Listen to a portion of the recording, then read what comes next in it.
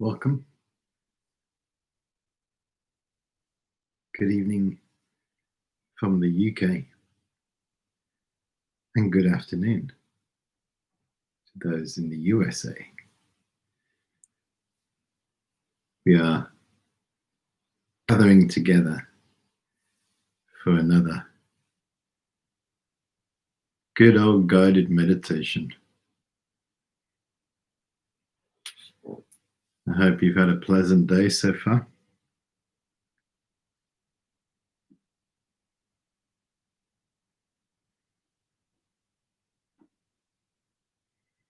Hello, Nancy.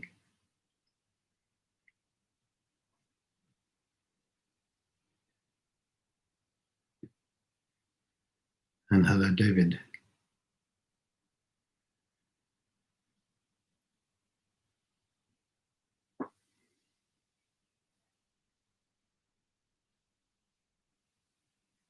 We met this morning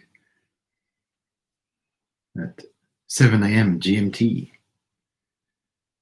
for a bonus session where we explored the practice of joyful effort, keeping a happy, light mind, both in our meditation and in our daily life, propelling us along a happy path. It's the key for keeping our practice light, is bringing joy to the forefront of our mind with some skillful way of thinking about our meditation, our daily life, our experiences, bringing joy.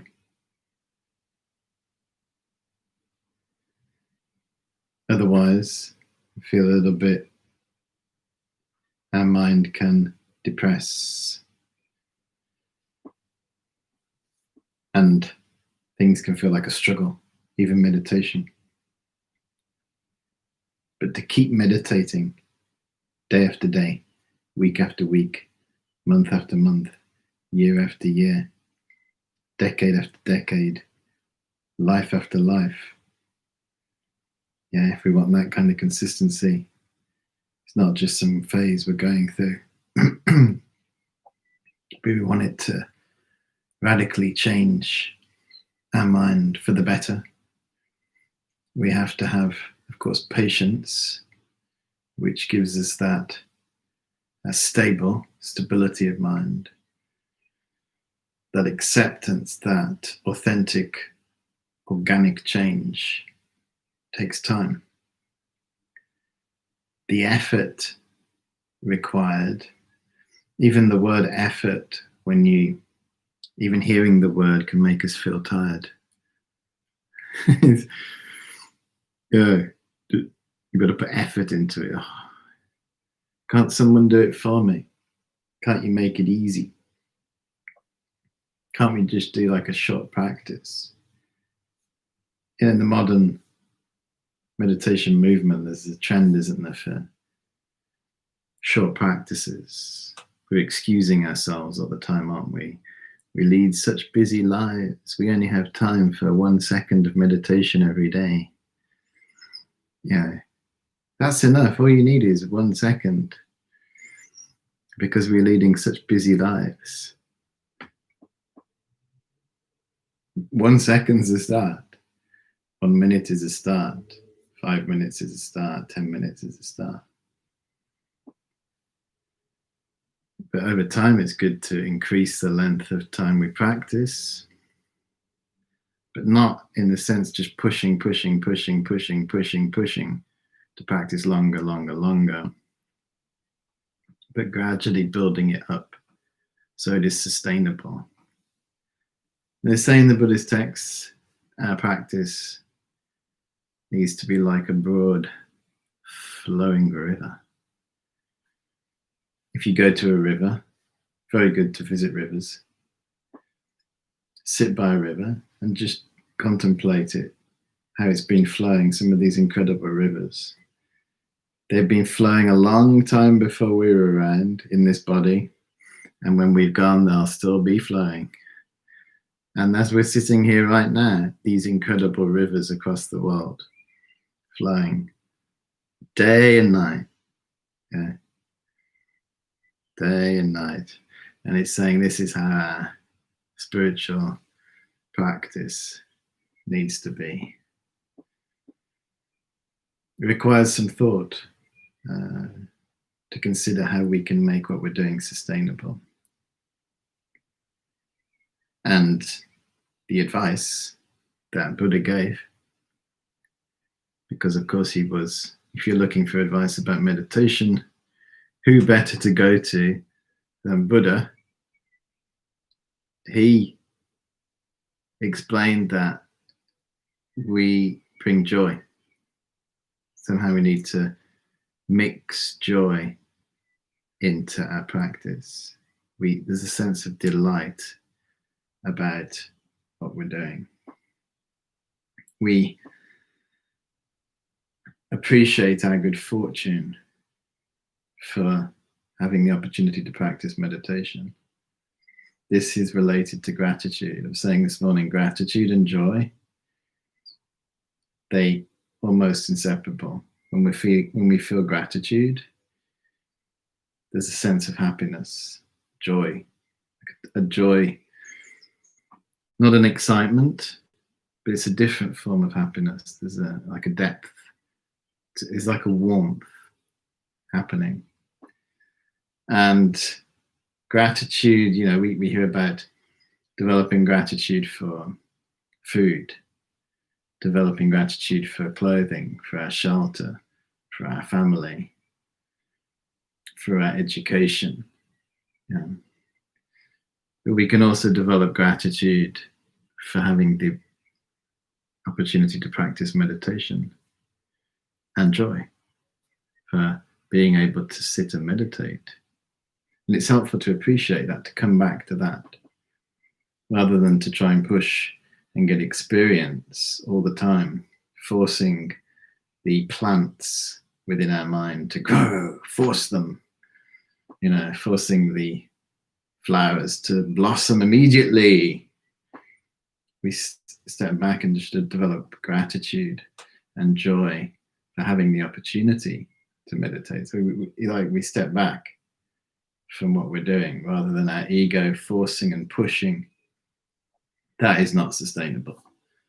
Yeah. When the ego is strongly involved, it won't last. We'll be exhausted eventually and get bored, go and do something else. And the thing about getting distracted and stopping meditating is that most probably nobody's going to pull us up and help us or give us any encouragement or support.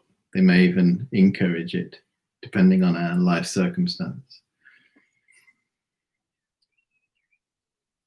We have to cultivate it ourselves from our wisdom and apply this joyful effort, understanding our good fortune. We have a human body that is very fortunate. Yeah, our mind is inside a human body. We have the good fortune to be able to eat, to find water, to have had an education, to learn how to communicate.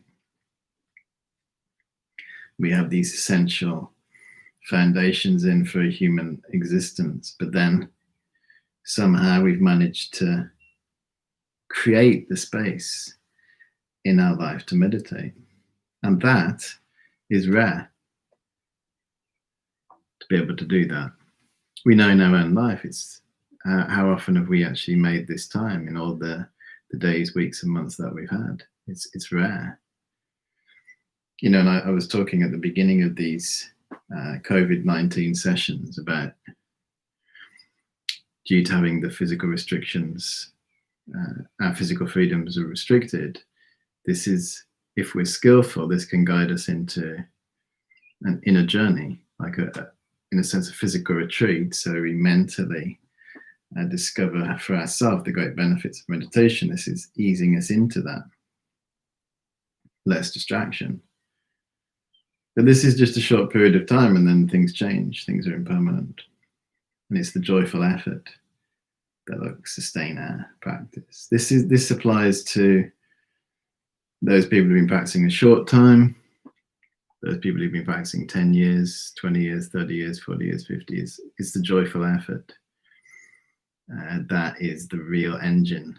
Of course, compassion as well, but the joyful effort in applying ourselves to meditate. You know, when we've got the choice to spend 2 hours on the internet, however many hours, you know, just distracting ourselves, or sitting down and meditating, which one are we going to choose? We're always faced with these opportunities, always faced with these decisions. Which way are we going to go?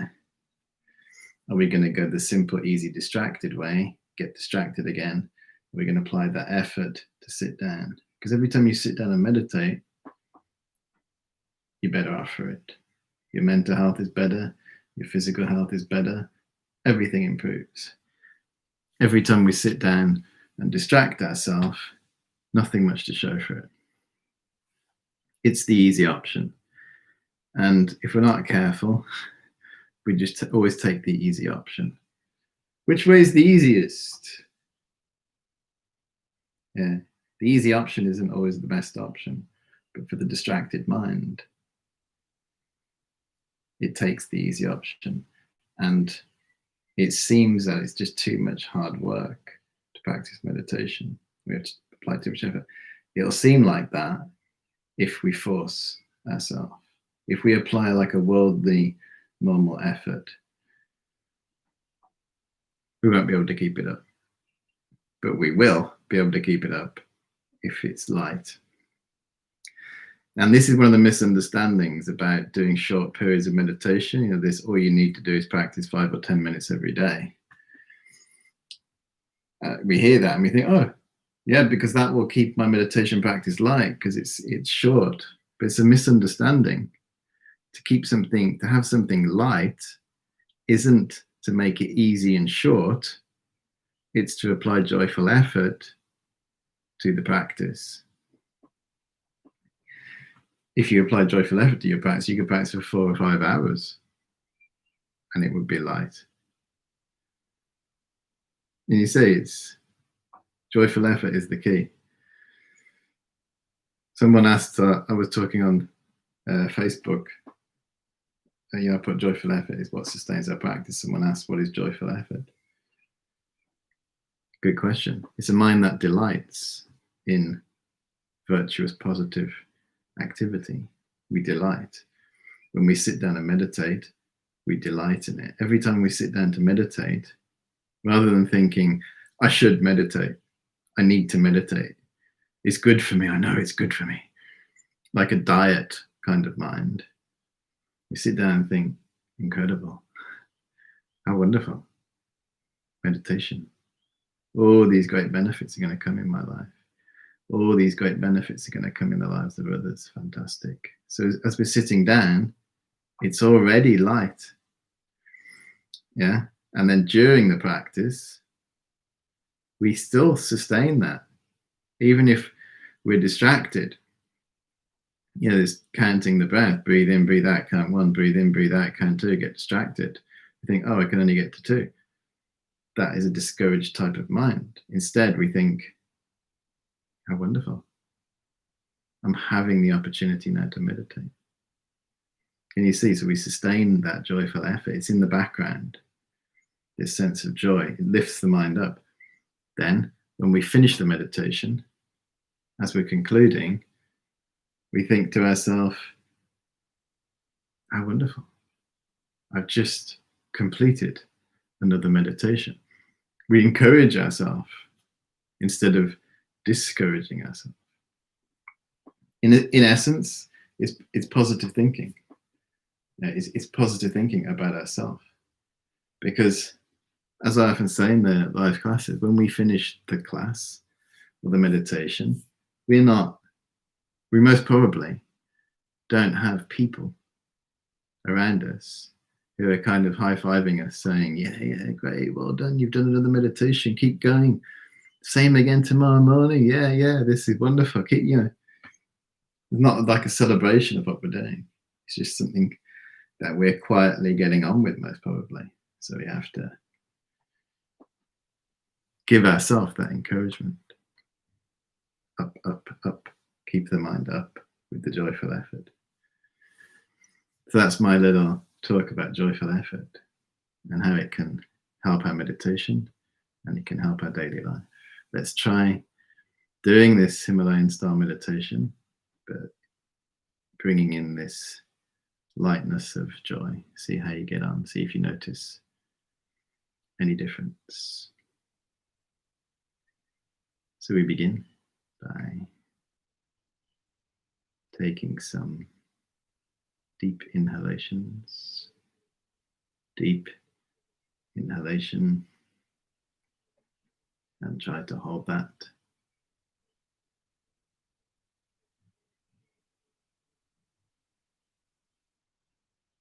And breathe out.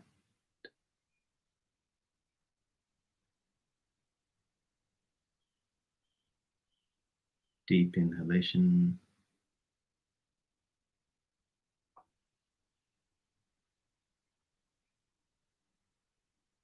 And breathe out.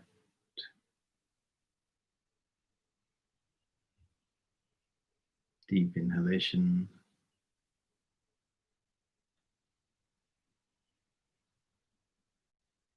And breathe out. Deep inhalation.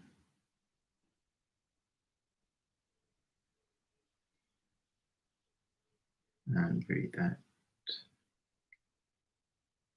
Final one. Deep inhalation.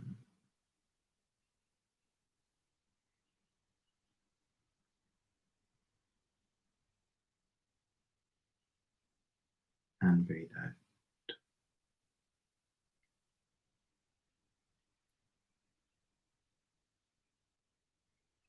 As we generate our compassionate intention, we allow our heart to reach out to as many people as possible in our life, in our community, and in our world. How wonderful if they could be free from their suffering, find deep peace in their hearts.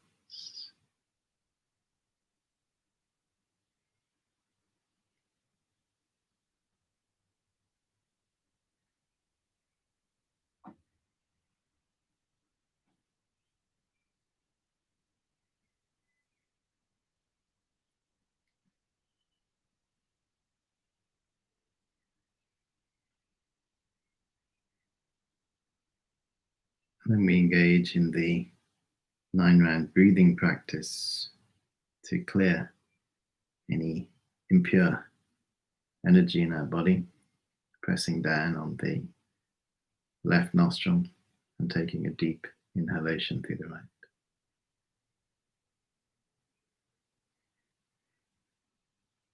Switch and breathe out the left nostril.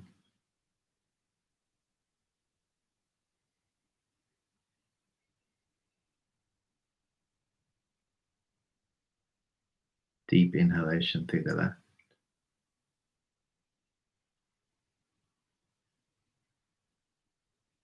Switch. Breathe out to the right.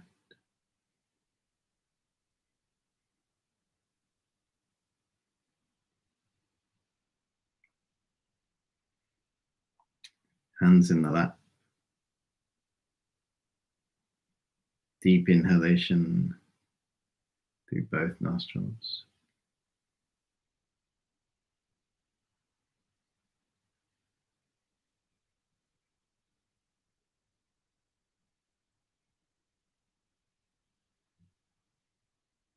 And breathe out 3 times.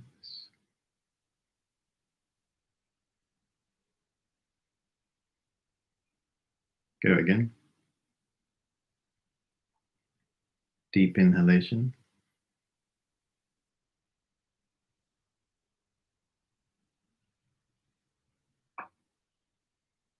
Breathe out 3 times.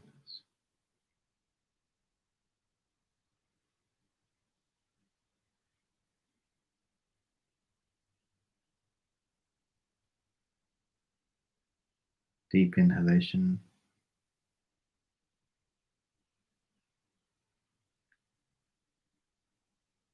Breathe out 3 times.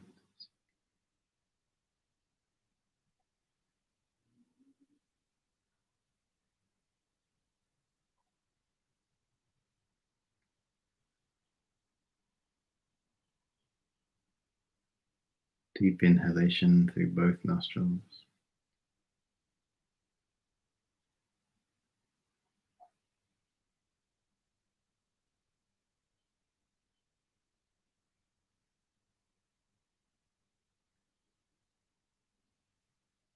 Breathe out 3 times.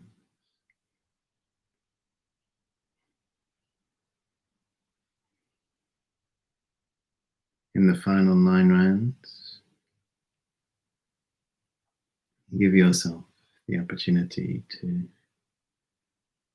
engage in this practice in your own time, gently breathing in and gently breathing out, dispelling all impure winds from your body.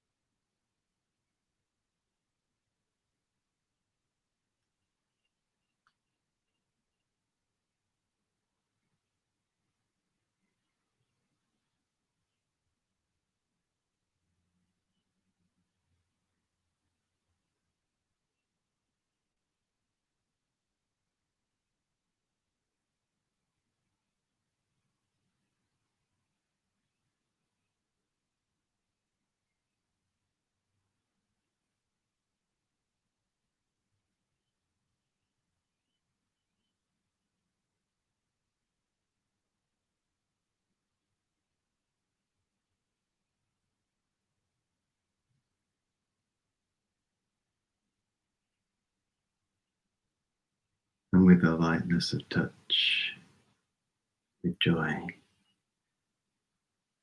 and gratitude in our heart for being able to meditate and having this good fortune in our human life right now.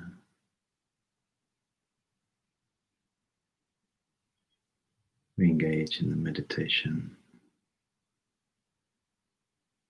My body, like a mountain,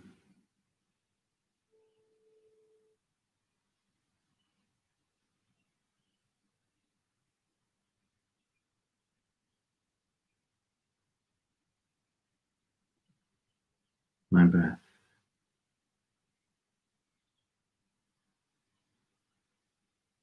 like the wind.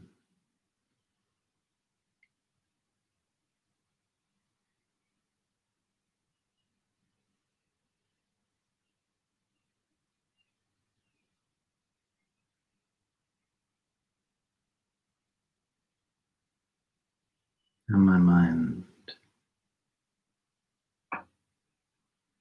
like the sky.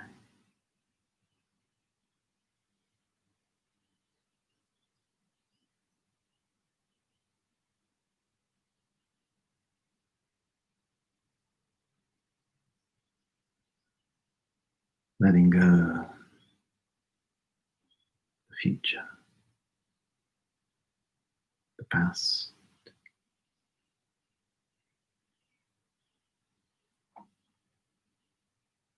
letting go of what is happening right now.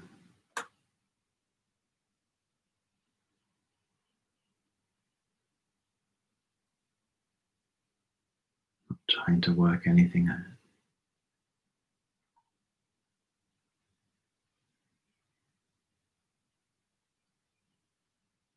trying to make anything happen.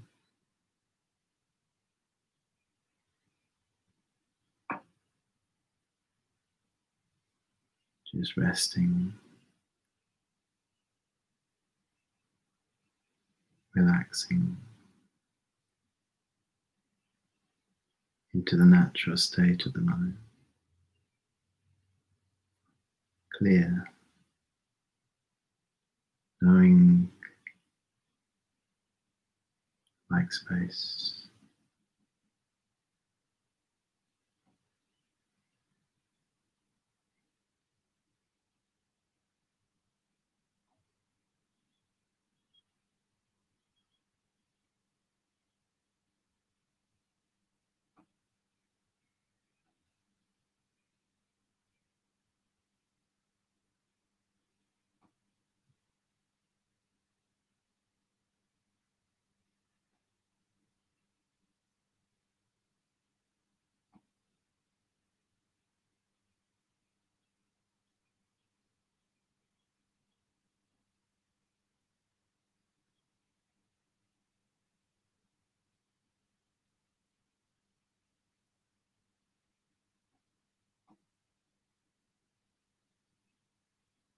Give ourselves these 5 minutes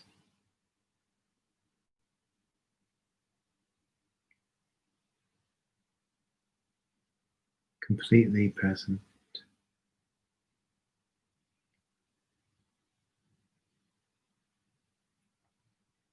Everything slows down.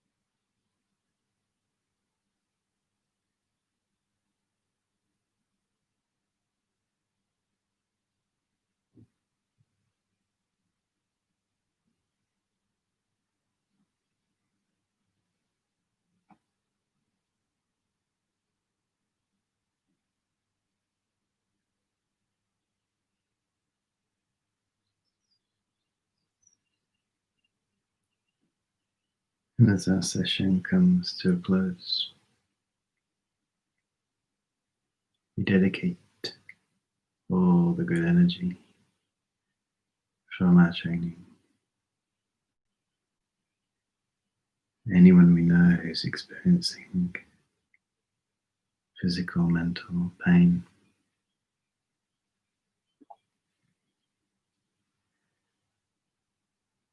anyone across the world who right now needs some positive input, positive energy, mental peace.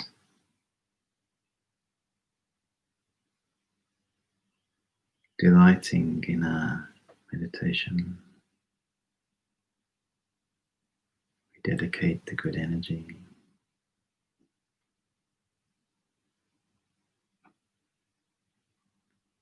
Thinking how wonderful, I've just completed another meditation. And I continue practicing, and may my practice benefit more and more people in my community and world.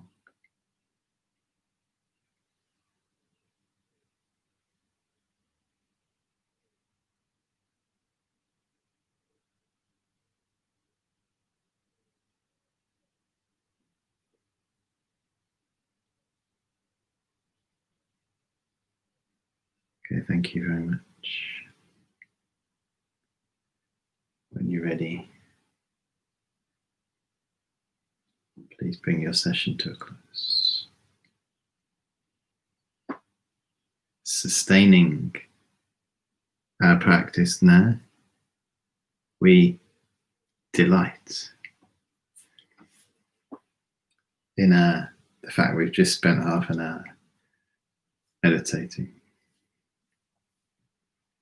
We try to reset the mind that is always assessing. Yeah, we're not being assessed. We're not being marked.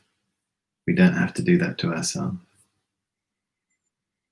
This whole thing, I'm not good at this, not helpful. Labeling ourselves as something. We just delight in the fact we've had a go in these distracted times to do what we've just done. It's extraordinary. Doing this online, you think of all the distractions that are there online, and we've managed to develop the self-discipline to sit down and to try to meditate. That is enough, regardless of what arose in the meditation. The fact that we've had a go, it's a starting point, isn't it? So we delight in our own practice. And that then propels us to the next meditation. And then if you're wanting to practice joyful effort or joy outside of meditation, the practice of rejoicing, we look out for opportunities to rejoice in other people.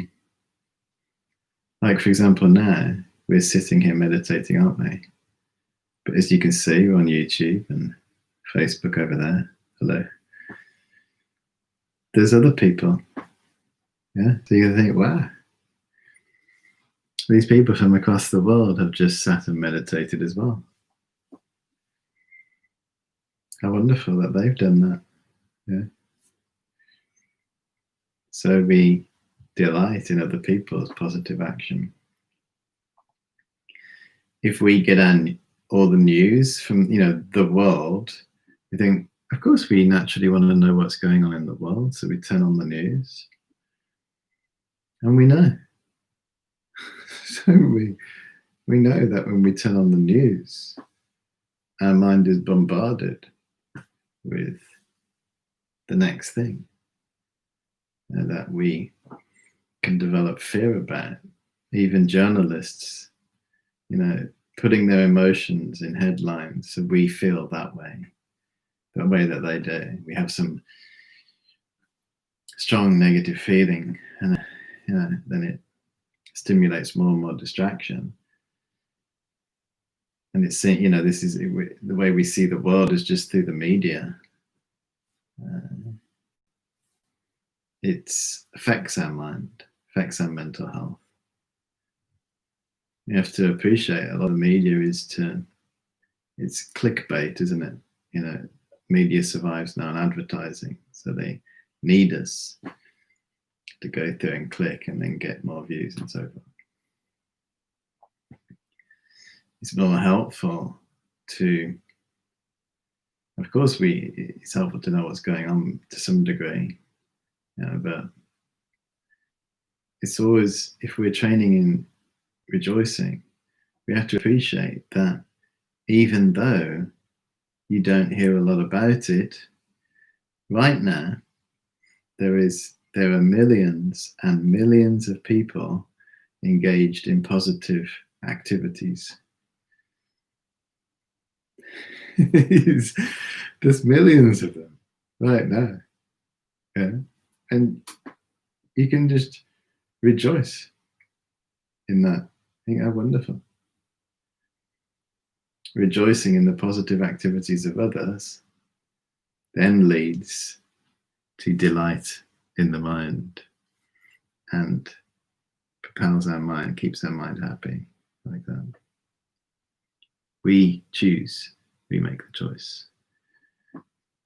What happens in our mind? This light mind of rejoicing helps us to be happy in our daily life,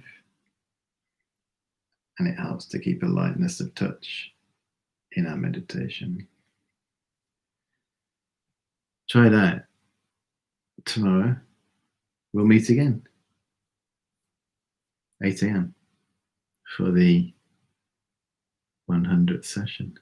Look forward to seeing you then. If you can't make it, if you're in another part of the world and you want to review, it's available online, YouTube, or the Mindspace website when you're free to watch. Thank you, everybody, and I wish you a joyful, delightful rest of your evening, afternoon,